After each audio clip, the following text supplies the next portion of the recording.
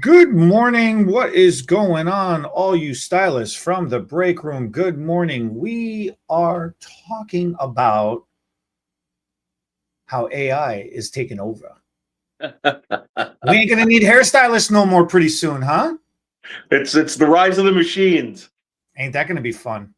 I don't know. Do you have that video? Yes. Give me a moment. Keep talking. Okay, I'll keep talking while you bring that up. Yeah, Eddie and I found these videos online of these in Dubai. There's these haircut machines allegedly, but it reeks of AI. The videos, but there is AI that's coming in. There are apps. There are you can send your picture in and they'll give you your they send you back your best color and cha cha cha. And here it is. Here it is. Check this out.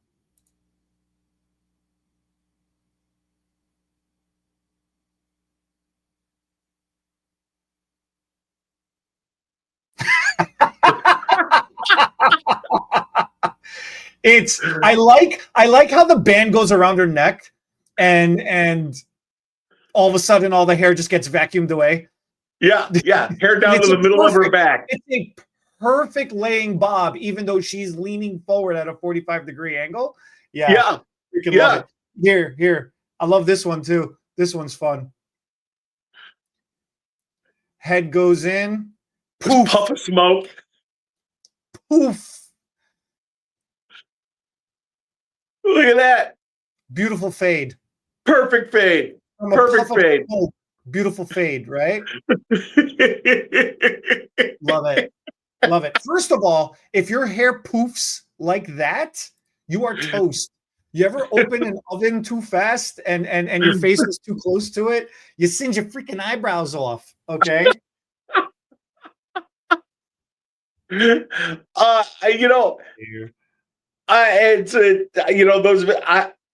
I like when I saw that video and I sent it to you, and I know for a fact that there are a couple of fellow hairdressers that are like, did you see that? That's how I found it. Did you see the video of the machines now? They can map the head and they cut the hair and the hair is perfect. We're gonna be nothing but. Ugh. I don't even know how to unpack this, so I'm just gonna wait for it. I am so excited for that. Do you know the money we're gonna make fixing stuff? No way. You know the money I'm gonna make doing that? Because I'm gonna buy a dozen of those freaking things. And I'm gonna open a salon. Okay. And I'm just gonna be like the man behind the curtain for Oz, and I'm just gonna be pressing buttons, programming the crap out of every single one of these things. I'm gonna be doing 12 clients at the same time. Bring it on. What is your all-time record? I think I've done 5 clients at the same time. I think that was my all-time record. This was back in the day. One of my fellow colorists fell and broke his leg at Christmas time. I had 2 assistants and I did 26 people in one day. Oh yeah, no, I'm not saying you just joined. What's this about? We're talking about ways AI is supposedly taking over and replacing hairdressers. That's what we're talking about today. Now I'm not saying how many clients did you do in one day. Oh, although that's freaking nuts. That is super impressive. 26 color clients in a day. I feel for your back. So how many were you doing at the same time? What were you doing? Like 3, 4 at the same time? 4, sometimes 5, because it was a bunch. It was a ton of single processes, a ton of them, most of them. So, all right, how is, so what are different? So we just seen the video about, doing a haircut. Have you seen these other Okay, so those are obviously AI slop, and that's fun to watch. But have you actually seen the robot that they were making that was trying to give a haircut? No. Actually had the robot arms. This was at the time when the medical surgical robots were coming about, you know, and the doctor would sit there on the laptop and do like the precision surgeries. Right. And it's being used today. Like that's a thing nowadays. There are doctors that are using the precision robot arms to do right. So they get a hairdresser to do a haircut on a client, on like an actual human being. Okay. Guess how it went? Awful. But guess because why? Because a machine only does what you tell it to do. And it was told to do it precisely. It was so you know when you go to the airport and you got to stand in the full body scanner thing. Right. Okay, so they scan the head. They scan the entire head. Okay, and it punches it into the computer and it does all its calculations and all that stuff. And then you tell it take 2 inches of length off the bottom. And this thing can freaking go in and figured it out and everything, right? And then they had a barber or they had a stylist. I don't know who they had, but they had, you know, some volunteer stylist that was participating in this experiment. And the stylist was, I don't know if it was a man or a woman, but the stylist was monitoring the progress of what's going on. The problem, it almost did it precision haircut. The problem was the client freaking talks with their head. It must have been an Italian client. Bobblehead. So at one point it nicked the ear. At one point it nicked the back of the nape, you know, like the back of the neck. And I think it nicked the forehead when it was trying to do face framing or something. I don't know exactly. Like somewhere in the upper forehead area, they got nicked, you know? And so the 3 strike you're out rule, they like failed the experiment, but it was because the client doesn't sit still, not because the robot couldn't do it. So then they were trying to compare it to the doctors and be like, how come they do precision surgery? How come this thing can't do a haircut? It's because you sedate a patient when they, you know, are getting cut open. So you can only imagine the amount of jokes that were being thrown around about sedating clients. Like how many stylists, like it went to the social medias, right? And social media was like, I'd love to sedate some of my clients, blah, blah, blah. And then some of the other stuff, like half of my clients are already sedated when they come in. They're tagged when they come in. Right. Oh my God. So yeah, this is the biggest problem. You can't imagine robots taking over our field because humans need human interaction. This is you are correct. This is the comment we just got. And you are correct. This is the number one reason why every experiment for robots keeps failing, because performing the service, you had this statistic on a prior podcast that we did, on a prior episode that we did. Performing the actual service of hairdressing only accounts for 10% of the actual service.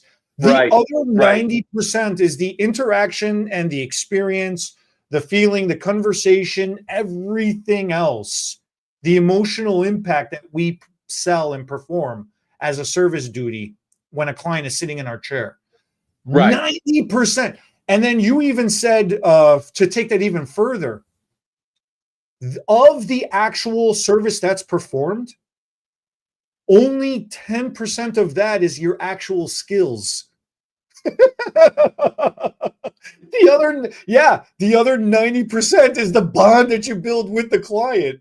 So if only 10% of it is your skill and only 10% of that really matters for how much of the service you're doing overall in the grand scheme of things. So like what, 5%? The robot's only going to replace 5% of our job. It's not replacing anything. That's why I said, let them come. I will open a shop and I'll line up a dozen stations with these robots, man. And I'll just walk around all day like a maitre d' or like a sommelier, someone in the area or a concierge in the area or whatever the hell they're called. I'll just be gabbing with every single person. I won't even have mirrors anymore because they're robots. I'll just have every station facing towards the middle. And I'll get myself one of those platforms like they do in the car dealerships, spinning around. And I'll just be spinning around in circles, talking to every single person as my turn comes around. I don't even care because it got nothing to do with us doing hair. It's all about making them feel good about the way we just did their hair. I can't even find a negative about anything you said other than there's the human factor of what we do of hairdressing. There is the human factor of, like you said, that relationship you build with the client, and also there is the human factor of doing of the service. I mean, there's things that you take into account that you unconsciously do when you do hair that a robot will not be able to replicate. Let's teach the robots, such as. I really think that when you look at someone and you have your experience and I have my experience and all of us have experience, I think that what's going to look good on someone cannot be replicated for AI. There are imperfections in all of us, and I don't think that the AI will be able to take that into account. That's one thing. So here's my favorite thing. When a client brings in her photo, her inspiration, her inspo photo, and she's like, I want this. And then you say, like, what about that do you want? And by the time you're done with the consult, you are so far away from that picture. Absolutely. I like her eyebrows. Like at the end of that, all that thing is, I like the way she had her eyebrows threaded or whatever the hell was done. You know, I like this one streak. I like the color on this one streak. You know? Yeah. Look, you know, you can take into, I mean, along those lines of the, you know, when they bring in their inspirational picture, you know, well, I mean, at least as humans too, we can soften the blow of, you know, well, maybe a little bit of this and a little bit of that. The robot, I mean, what do you do when the AI just goes, you're ugly? You can't have this. Would not recommend it. Why? You are ugly. Yeah. Does not. Might I recommend plastic surgery? You know, I mean,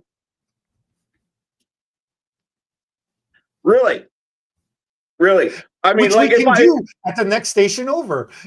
if you you know, like if I stuck my head in that thing, it would be like, I am not a pet groomer, you know? Okay, but come on, dude. How many episodes of the Jetsons have you watched? And you're like, I would love to stand on a conveyor belt in the morning and just get my hair done, showered, changed. We are in the Jetsons. I mean, there's so much. How cool is that? I mean, look, you got cars right now that drive themselves. It's wild. Okay, here's one I can get behind. What's that? We're talking about that Japanese shampooer, that head spa shampooer. Oh my gosh. Dude, if I had one of those, I wouldn't take any clients because I'd be there just having water run over my head all day long. But see, you're laying down, not moving. I think that's the key thing to it all. You're laying down, not moving. Yeah. You want to talk about that for a minute? Sure. There's this Japanese company that makes a head shampooer, and it's this. You lay down flat, your head's, your back, you know, your neck and everything is supported, and it's this like it goes back and forth over your head and shampoos your head. Yeah, that's amazing. There was another one. I remember it was back before America's Beauty Show, back when it was the Midwest Beauty Show. There was another Japanese company that it was like you laid it like this 45 at this angle, and it was like a hooded dryer with all these little nozzles in it, and it would shoot the water onto the hair and then vacuum, you know, and suck and, you know, pull it out. That was cool too, but this thing, it just looks so serene and relaxing. I mean, there's videos of it, and it's not AI; it's for reals. No, that Um, one is for real. The one you're talking about is a halo ring, and it goes yeah, back and forth, back and yeah, forth. yeah. There is another one that has spinning, like rotating, spinning jets, Oh, and it cool. can, and it, oh yeah, and it can go all the way. It's like a car wash, bro. So like you could really get it. It uses the water pressure to give you the massage. It's freaking. I want to get in on that one. The head spa We do, one that you're talking about with that halo ring. I want to start performing those services. I want dude. to get trained. I want to start doing those. So it's like a car wash. So what do you shrink wrap your client and Hey, just you know what? I'm all for it. I am all for just it. put them on the conveyor belt and run them through? It'd be awesome. Yeah, I'm telling you, it would be awesome as hell. but we're What getting is your? I know you don't got the hair, but you do like the water pressure on your head. Like when you're absolutely, taking a shower, do you not enjoy water pressure? dude. I just reinstall. I just put a new shower head in. It is about this wide. It's a big giant square, so my fat self can actually be underneath it. And oh man, I tell you what, my water bill has doubled. My wife looked at it and she goes, why do we need this? I'm like, go take a shower and you tell me. She came Yeah. back out. She's like, oh my God. I'm like, yeah. We So went what? we went on a trip. There's something about warm water on your head. How many times have you brought had a client go back in your shampoo chair and have them go, this is my favorite part. I don't even care if my hair comes out. Someone else shampooing my hair. I Every mean, time. AI is not going to be able to replace that. There's just no way. There's just Get no it? way. And Yeah. then let's talk. Okay, so let's talk about some of these programs that are out there, like the hair color program, where That was so fun. you upload your picture. And now this was back in the late 90s. We used to have this guy that came into the salon. People would pay $20. They would sit down, he would snap a picture and then print out your face with all these different hairstyles and hair colors. I mean, it was the most hokey thing in the world. And the light was always so bad that the color never really you never really got the full effect of it. That thing But was I so guess fun. there are some apps out there now that it's a little closer to reality, but it's still got that flavor of AI to it, for lack of a better term. Where you're looking at it, you're going, yeah, well, maybe we can. I mean, it's inspiration. I understand that. I'm sure we're getting comments going, yeah, but nothing's going to beat, as far as I'm concerned, still to this day, nothing is going to beat a full on, even a 5 minute consultation with your client with a couple of swatches and coming up and AI is never going to come up with, oh, you know what? If we put a couple highlights here, or if we do a little more dimension and things like that, because that's all on our experience and things that we've built up in our computers that are our brains. So I like it. I'm okay with these programs and stuff for inspiration, for ideas, but still, once again, okay, so you're going to go to this app, you're going to get this color. Okay, I'm going to do this color and this cut. And then what? You're just going to stick your head in a machine and it's going to do it for you? Yes. Yes, it's gonna pinball like spray paint. It's just gonna spray. It's just gonna go poof. It's gonna spray. It's gonna blast your hair. Here's one of the things about that. I was doing a consultation. Well, we're knee deep in it now, man, with the holiday rush. Right. So Saturday, client comes in and I'm going, okay, first of all, she's late. So she sits down. I'm going, all right, come on, quick consultation. Let's go. Right now, she wants a whole freaking complete overhaul. I'm like, of course you do. Of course you freaking do right now. She starts asking, first of all, she's very fair skinned. She makes me look like I have a tan. Okay. Beautiful, milky white skin. Beautiful. Very, very translucent. Bro, you could see the veins in her skin. Like she's so, yeah, very, very fair skinned. Okay. Very nice. Very, very nice. The problem is She wants to go darker, like myself, darker. All I'm thinking about is Elvira. And I'm going, oh, this is cool. This is so cool. So I'm all about it. I love the goth look and everything. I'm like, oh yeah, let's go. Then reality kicks in. My stupid little pea brain kicks in. I'm like, all right, wait, man, we can't do this to her. Madam, are you willing to change your makeup? Are you willing to put on some bronzer or a tanner or a foundation or anything? She's like, no. I'm like, well, then you're going to look hot for a wrong reason. I said, unless you're secretly a goth I don't know about. She goes, oh my God, no, that's disgusting. I'm like, that's what you're asking for. And this is the thing, right? So many times you use those filters and you use those paints and you use those programs that change your color and everything. And it looks fun. It looks cool, but it's only using your picture as it is that you've uploaded. It's not taking into account different ways you do your makeup. And in that picture, had you had your makeup done, or was that your natural face, or is that how you were always going to look? That's the difference. Right. Changing your hair color, like you're saying, changing your hair color completely changes your entire face. Doing your makeup changes completely your entire face, how you look, all your facial features and everything else. That's one of my classic lines to one of my client is when they want to do a massive change is, are you going to be changing your makeup? Well, no. Why? Well, because whatever, if you're going to go super dark, you got to change your foundation, the whole 9 yards, because your skin tone in this, or you're going to look dead, or vice versa. Or, are you're going to have to use a little less bronzer so you don't look like the neighbor from Something About Mary, it's all those things that are going to have to take into effect, play into effect with AI. Now, hopefully,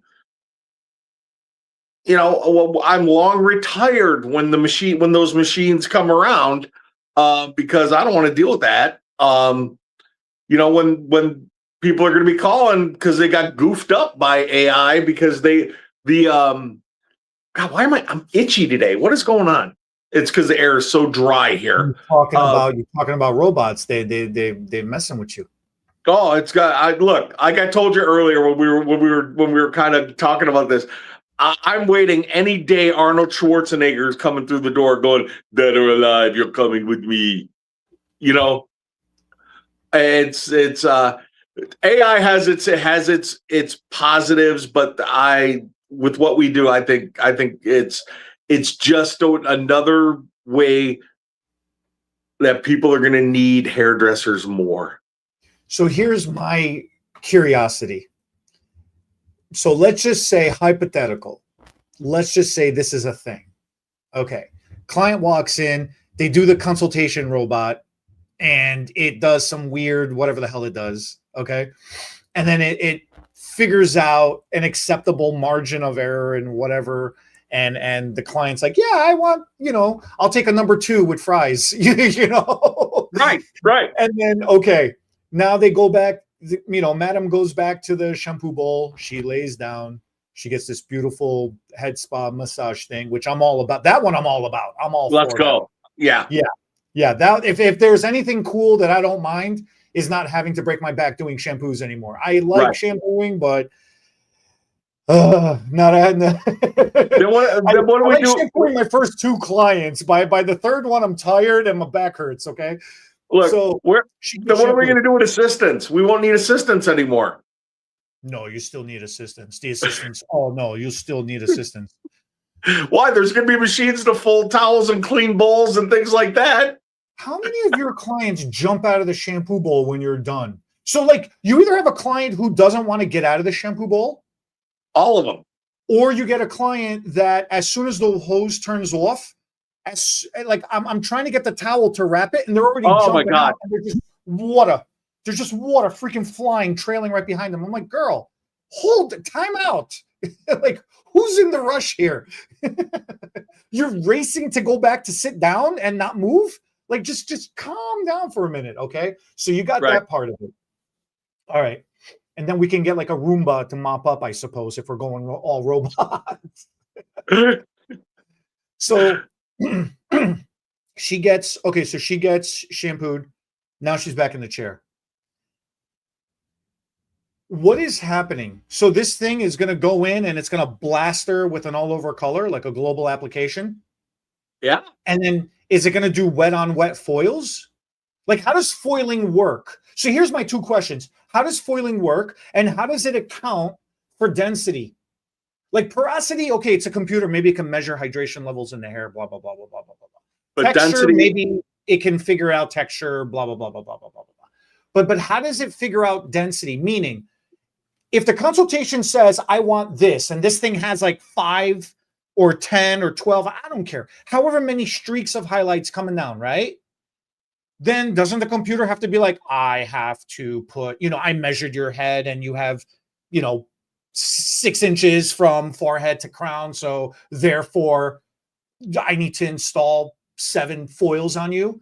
But then when you're combing through a client's hair, and if they got some crazy ass colic going on and it's the natural growth patterns going the wrong way or the opposite way than you want, or they're thinning in certain areas and other areas they're not, so they're doing, like we kind of adjust and shift, and you put the highlights in some places and you purposefully leave one highlight this far apart, and then you purposely leave the next highlight that close because you're trying to optical illusion the damn thing to cover it up the mess. Right. And let's just, really, since we're going hypothetical, think about foiling around the face and how hairlines are so different for each possible person. What is that going to look like? How does it do it? Like, what is it? Floby? It like Flobies your hair out. And then like, how does it flop? Some hair is so thin and so staticky. Like, how does it get all that hair? I really want to know, because I want that trick, because I want to do it. I see that was my next comment is I want to know what they're factoring in for that so I can replicate it myself. Right. Inquiring minds need to know. Dude, because come on, how many times have you taken foils out and you've been like, hold on, I got to put a low light in here. Right? And then how do you keep the client's head still so when you're trying to get close, you don't bleed through and holiday, like make zebra strikes across a freaking head. Right. I don't know, man. I have so many questions. Nope. I don't. At least in our lifetime, I don't see that happening. I don't. Oh, it's gonna happen. It's just how is it gonna happen? So that's color. Oh, come on. How is it going to weave and take into it, like you said, take into account density and things like that? No, I don't. I'm all for the weaving part, because they have looms that make the carpets.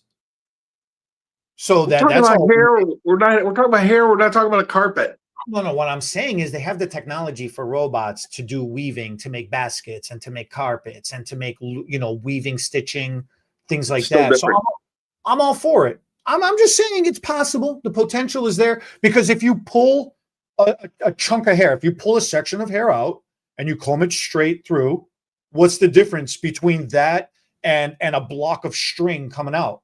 The computer, for all it cares, is it's just got to go in and do one of these things. I think there's once again, going back to the original statement of there's so many variables that we deal with when cutting in our jobs. I mean, and then and then it's going to have to take a density test since we're going to go all the way through with this. How's it going to figure out blow drying the hair? How's it going to figure out what brush to use? How much tension, because each hair is different. There's different amounts of tension you put on it when you blow dry hair straight. And then, or if the client chooses, I'm going to wear my hair curly today. So what is it? Does it have a bunch of different like diffusers and, Yes. Did you see? We just played the video earlier. It goes in, it goes poof with a puff of steam, and then it comes out. There's another video where it's a curly-haired African-American woman. The thing comes down, it's the puff of smoke, it comes up, and her hair is like silky straight, silky smooth. You know, come on. I at least, and like I said, at least in our lifetime, my lifetime is a little bit shorter than yours. I can't see it happening. And I just want to be. I hope I'm around just for the first one where there's a woman that gets stuck in the machine. You're terrible. Yeah, I am. Yeah, I am. You know, it's like when when you're halfway through the car wash and all of a sudden the whole thing shuts down. Or you're on the giant Ferris wheel, and the Ferris wheel breaks down and you're all the way at the top. Stop. Don't even stop. That's no, absolutely not. Think about the nightmares that are the nightmares that happen with human miscalculations in what we do. Think about the nightmares of some woman has box colored her hair for a year and a half, dark brown, and all of a sudden she wants to be blonde, so she goes into the machine. Yeah, I've never colored my hair. Oh, I'm all for that. That I'm all for. Check this out. Okay, let's talk this through. Let's say the technology, if the technology on the machine was that advanced where it could scan the hair and then it can tell you how much percentage dye load is in there compared to melanin, compared to missing pigmentation overall. Think of the application of how cool that would be when we go to formulate gray coverage. Or think about like the corrective like you're just talking about. You know, then it would be able to calculate if I have this lightener and I want to use this developer for this long amount of time, how much pigment would get removed. It would be able to calculate. Imagine if it could calculate what contributing pigment you would get to, like what level of lift you would get to based off of the read on the scan.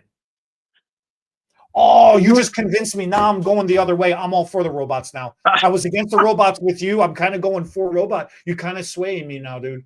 Okay, well, whatever. I just see. Look, they don't tell us the truth, and that's face to face. Clients, they think they're going to be able to BS a machine. Clients never lie. What are you talking about? Of course. Yeah, that's right. I forgot. Yeah. Yeah, that's exactly.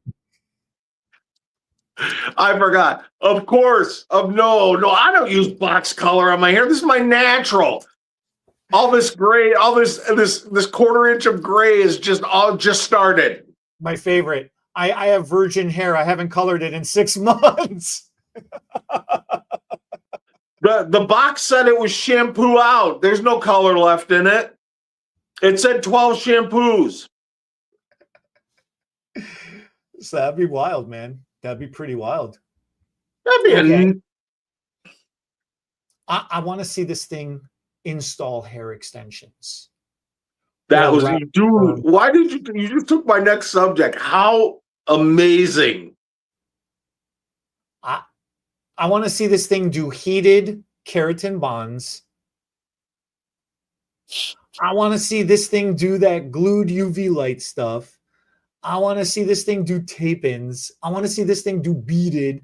I want to see this thing stitch a weft, a hand-tied weft in. I want to see this thing try to contour. Okay, no, I'll give it. Like I said, I'm going to try to argue for the robot. Let's pick one type of hair extension real quick. Well, let's talk about our favorite, which would be beaded. Your favorite is beaded. So no, I'm a carrot. I'm a K-bond. I know you are. That's why I said it. Bond. I love beads are fun, but by my favorite, no, keratin bonds are my favorite. But I love me some beads. All right, we'll talk about keratin bonds. No. So with the beads, how? Okay, so it can contour, it can section clean. Let's just give it that. Fair is okay. fair. all things being the same, it could. I'll even go one step further. The robot could probably section the hair cleaner than we can, more Oh, precisely absolutely. than we can. I'll give it that. I'll give it that. Let's give it that. Okay, fine. Now it sets it up. Everything else, it could probably position the weft into place way better than we can as well too. Okay, now you got to anchor it in with a bead. How does it know how much hair to take? Because earlier you were talking about density. Right. So if you need, say, like 30 strands of hair, and in that section there is only, I don't know, 10, it's a very real thing that happens. So sometimes you dig a little deeper to borrow some hair from underneath that section. Common mistake, a lot of people go they go sideways to borrow hair and pinch in. Terrible idea. Painful idea for the client. Extremely painful idea for the client. You're asking for, and this is not a hair extension class, but yeah, terrible idea. Do not go sideways and pinch in. Go down vertically and take a little deeper section and apply at the lowest part for, this is not a class. Okay, anyways, point is, how does the robot, I can't help myself, how does the robot figure out how to compensate for that density issue in that section? Or does it just apply with whatever it's got to work with? And then the tensile strength of that section is weakened, which can lead to breakage, which could lead to problems, and it can snowball effect down the line. That's one part of it. The other part of it is, what beads is it using? And how is it threading the hair through that bead? And how tight is it crushing the bead, like compressing the bead? Or is it crushing the bead? And is it tightening it so hard? They're getting scalp in the bead? Yeah. Well, okay, let's just say it performed the application correctly. Yeah. It went, quarter of an eighth of an inch, quarter of an inch off the head. It natural fall, it followed everything, all things being equal. How does it compress the bead so perfectly? Like, how do you get it out? That was my next question. Robot, how do you get it out? Because there are some beads are aluminium, however you say it. There are some that are copper. There's some copper. There are some that are metal. Some have the silicone lining in them. Okay. Right.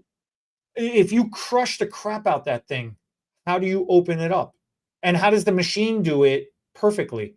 Maybe it can. I don't know. But how does a human go in prematurely, let's just say for whatever reason, and we don't have access to the robot? How are we able to undo that? Can we undo that? These are questions. These are all situations and questions. And then how is this thing? Okay. I mean, it's doing surgery, it's doing stitches, so I'll give it, maybe it can go in and maybe it can sew a weft. I don't know. What do you think of that? I don't, because I think that it would be incapable of that. First off, being able to thread, how would it be able to thread that little bead over that thin of a section of hair, first off? And then like you said, then how do you remove it? It's got to be, you need a human. The machine's not going to have the dexterity to lift that weft and then pull each bead. No, it's not going to be able to do extensions. Now let's go to keratin bonds. Just use keratin bonds as an example. Okay, so it can map the head, it can put the bond in. Okay, and it'll probably put the bond in a lot better than I could, or half of those of us that do extensions, because then there's you guys that do perfect little freaking sandwiches. I almost said the F word there. But then how do you take them out? If there's a robot that can remove keratin bond extensions, I'll buy it right now. I will volunteer to help play test that thing right now. But I'm going to go back to my initial statement when we started talking about AI, and especially with keratin extensions, and if you're going strand by strand, it's not a uniform application, is it? Because sometimes you're going to go a little heavier in spots, and And do you see what I'm saying? It's not a uniform application. And then what? Then what? That head mapping gets saved to some file. You got if you had hair extensions, the Eddie Ohanian file. So it's going to know where each and every one is, and then go get it. Yeah. Okay. And then what? You got to hit it with the solution. Soften it up, right? And then right, easy enough. You think? Let's just say yes. Yeah. Administering a couple, 3 drops, 4 drops of solution. I mean, look, precision. Robots can do precision. I guess that's the problem. Robots can easily administer. Yeah. If you fill it up, why? There was that formula. There was that color. I know we're kind of going back, but there was that color formula machine that can measure to the millimeter or to the gram how much developer and how much color to add together and then mix it up for you. Right, but it didn't apply it. Technology right now. It didn't apply it. No. I'm just saying, like you have the remover solution preloaded into a vial of this apothecary arm. Okay. And it's going to remove the gene seed from the hair. You know what I mean? Like, you're going to be a Adeptus Mechanicus, and it'll have like all these little arms. So I'm just saying, let's just say yes. In our hypothetical here, let's just say yes. I think we're stretching pretty hard here. No. I think it can apply the remover solution. Then what would it have to do? Some robotic mechanism to pound the bond to break it down? Right. Well, that's the other thing too. That's the other thing. And then how's it going to know when it's been softened up enough where it could be pulled? I don't know. That I don't know. And then here's another problem. Okay, so it does the head mapping, it scans the head and everything, and it's like, okay, you're going to have 85 bonds, or you're going to have 120 bonds, or 150, whatever it is, right? But then let's just say, no, let's not make it a nice even number. Let's just say you end up with like 113, and you have 7 bonds left over. Now, my client tomorrow night, for example, God forbid there's any hair left over. Her head is full, it's perfectly placed and everything. She sees a couple of strands left. Put them in. Put them in. Where? There's no room in your head. Just find a spot. Yeah, we'll put it on your back hair. It's so crazy. It's so crazy. So then the robot's going to be like, nope, and then you're going to have the client arguing with the robot, and they're not going to win that argument, and then they're going to be pissed off. Now you got feelings, and then you kill the whole interaction, the whole experience and emotions. Now what? Like, how is that a win? It's funny that you bring that up, because I did our favorite hair extension client last week, and she got new hair, and this is what was left after mapping her head out and everything. Okay. And this is a beaded weft, guys, for those of you that don't know. And she's from a beaded weft. Yeah, segment of what she sees this, and she goes, well, can't we find a place to put that in? She goes, I paid for that hair. I'm like, I told her, I said, do you want to take this with you? Here, you can take it home. You can sit and watch TV and just pet it. But that's exactly what you're talking. Now, how is she going to argue with the machine? All right, what about a perm? It can't. You can't. It can't perm. It can't. It can't wrap hair? It can't wrap hair. You're going to, unless, you're going to have them completely cranked down, where the scalp is bulging up. No way. So you're going the same thing like the roller set. Same thing, because each scalp is different. People have looser scalps. People have tighter scalps, right? No way. No. Yeah. No. Perm. Now we have the lady next door. She's this little Asian stylist, dude. She's doing like 7 perms a day. She's got two of the perm machines. Nice. She's cranking. Yeah, I mean, she's got what a business. But she's got the machines, because it's mostly Asian hair she's doing, and they have those. It's like the old octopus machines, except they're new. those things? But she has newer versions of them. Oh, I was like thinking, I was going to ask you, like, what are you talking about? Dude, that's wild. Yeah, but think about it. But then think about it. Clients would probably have to come in with all of this. They would have to come in beforehand, right? Do the scan, let Chat GPT chew on it for a while, right? Or whatever it is. And then as Eddie the stylist, who has 12 hair machines, you're gonna have to make no, it's not gonna work. I'm sorry, I don't believe it. Yeah, it can be as precise as it wants. Look, when I get my knee replaced in February, the doctor's using a robot to do it. Okay. I'm hoping I get a human new joint, not a pig joint. But that's one thing. Doing surgery and stuff like that is one thing, but there's too many variables. How do you even make sense right now? Do you trust a robot to cut you open and replace body parts? So you're all for the Adeptus Mechanicus changing body parts over here and I have no choice. $1 million man. I have no choice. It's either that or it can't blow dry your hair.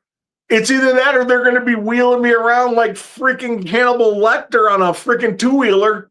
But what I'm saying is you can trust surgery, but you can't trust a haircut. Nope. Too many variables. Too many variables. Too many variables. No to machines. Yes to stylists, because we have more experience and there's way too many. Like I said, there's way too many variables with each and every head of hair. You can't use experience as an excuse because the robots have the internet of information, which outperforms your experience. Now what? No, it doesn't. No. I disagree. I will be the co-leader of the resistance of Skynet. Against Skynet, not for against Skynet. Yeah. I know, and no. All I'm saying is there is way too much that goes into doing someone's hair that a machine will not be able to do it. So you're talking about perception. Huh? You're talking about perception. I talk about whatever you want to put to it. Those of us that are watching this right now, though, you guys out there and you and me, we have a skill set that will not be able. Now they'll find some way to half-ass it but our skill set cannot be perfected like by a machine. No way. At the end of the day, 1 + 1 has to equal 2 for a robot. Right. But for a stylist, there is a calling to this industry because 1 and 1 can equal 2, but you could put 1 and 1 next to each other and you can perceive it to be 11. Exactly. That's where the creativity, that's where the reality or the disconnect from reality comes in. And this is what it gives us as artists, stylists, hairdressers, however you want to call yourself. This is what sets us apart, and this is what makes us different from. This is why we can't thrive in a 9-to-5 cubicle. We can't do an office job. We can't sit. And I don't know how you teach that to a robot. I don't know how you teach that to an AI. You can feed it all the examples you want, and it can try to do mimicry as best as it can. But it cannot perceive inflection of voice, intention behind words. It's hard. It's going to be hard for it. There's a level of psychology that's involved when it's really psychological warfare. When you're sitting with a client doing a consultation and you're sitting there and you're trying to guide, it's like herding cats. It's real simple. Yeah. And like we were taught, you're taught early on, is finding out what a client means usually isn't what they say. No. And a machine is not going to be able to make that distinction. what a client means compared to what they say, you know. And we always talk about like back in the early 90s when everybody came in with the frickin' Jennifer Aniston picture. Okay? They wanted the Rachel hair, right? I'm using it as an example. And they would come in and I want this. And then the minute you covered up Jennifer Aniston's face and you said, this is the hair you want? Well, it's a little gold, it's a little blonde, you know. And here's a great example that we're going to close this off with. When a client sits in your chair and says to you, Eddie, and anybody that's watching, I want to be blonde. That's it. I want to be blonde. Yeah. Okay. How many variations of blonde are there, Ed? 100. How many variations? I want to be a redhead. Well, what kind of red? You know, there's all these things that the machine is not going to be able to take into account. And finding out what she means and what she says, and then also delving into why. You know, machine's just going to go, okay, make you a redhead, and then they're going to look like freaking Bozo the Clown, you know, instead of finding out that, you know, she just lost her job, or she just broke up with her husband, divorced her, or she divorced her husband. And, you know, there's too much that goes on with what we do.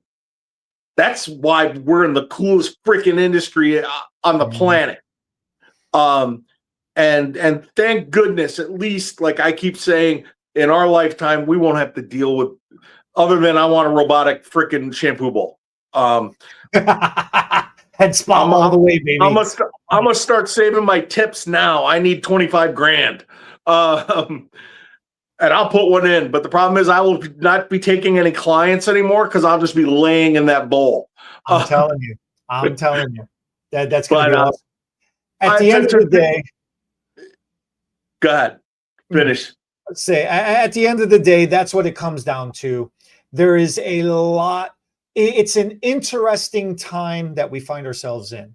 It is. With the way technology is moving, with the way things are going, it's a very fascinating, a very interesting time that we find ourselves in. It's fun now to see all this goofiness. It's equally as scary to see all this goofiness.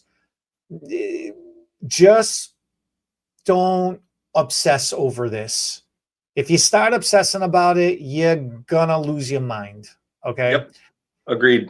Even even if the robots did tomorrow become available, there's still going to be enough clientele out there. There's enough population. I promise you, there's enough population of humans that live around you that still want to get their hair done by a human being. We are all going to be okay, fine. All right. Yep. So that's where we're at. Thank you guys all for watching. Check us out at htbbeauty.com. Go out there, make a difference, one client at a time. Have fun, y'all. Good luck surviving this holiday rush. Talk to you next week. See you next week. The SFTB podcast was not recorded in front of a live studio audience, so thanks for joining us for today's episode. If our hair topics made you smile, give us a thumbs up. Drop your thoughts in the comments. We'll read them while waiting for our caller to process. Share this video with your stylists and friends. It helps us make a difference, one strand at a time. And don't forget to subscribe and ring that notification bell so you never miss an episode. Because your hair deserves all the latest and greatest tips.